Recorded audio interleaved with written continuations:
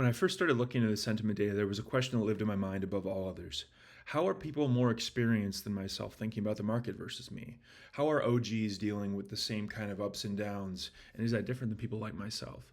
So this weekend, I went through and got a boatload of OG data and started looking into it, and I found some really interesting things. I've done some pretty neat stuff with data aggregation that I'll show you in the subsequent video.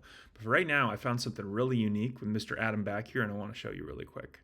So with every user I ingest, I get all their tweets over time.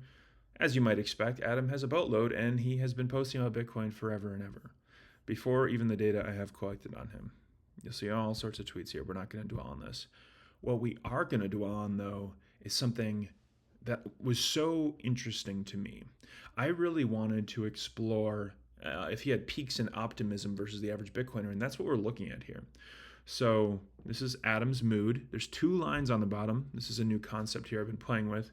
There's two lines on the bottom. The colored one that goes green and red indicates Adam's levels of optimism over time. And the gray one is the aggregate of every single Bitcoiner whose data I have in my whole system. And you can kind of see like how he is changing mood-wise comparatively to the rest of the market.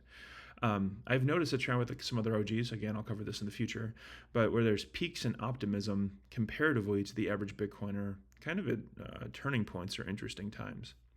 This goes way back. There's lots of these where he's more bullish than the average in dips.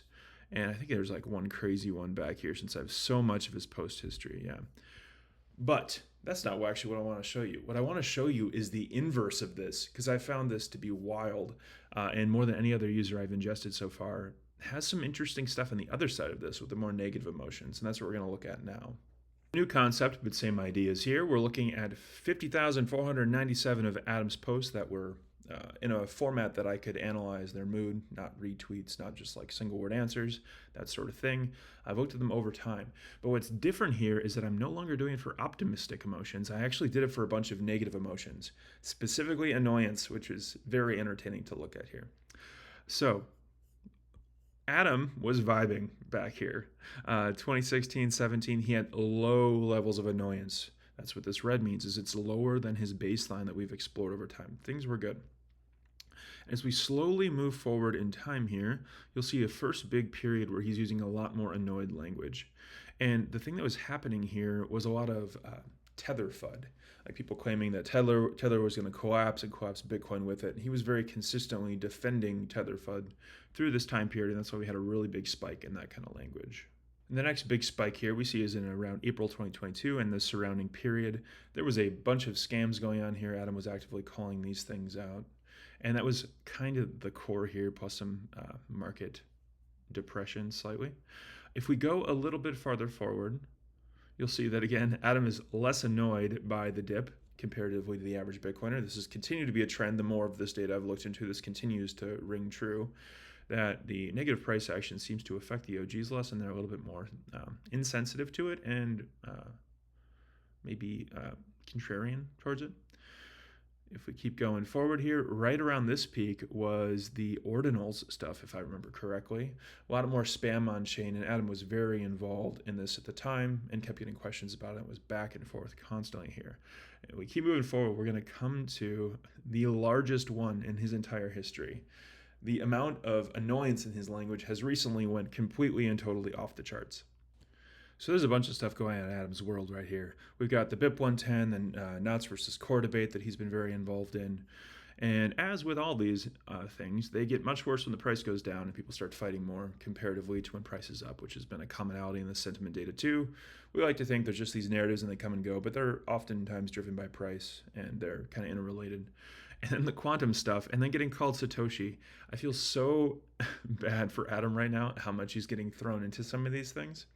I just thought it was so interesting to see in the sentiment data. I'm going to really quickly go through some of these other negative emotions so you can see that there's a coherence in the data. We're looking at anger, which is a little bit more muted than his levels of annoyance, but still approaching the longest duration we have, at least in recent history.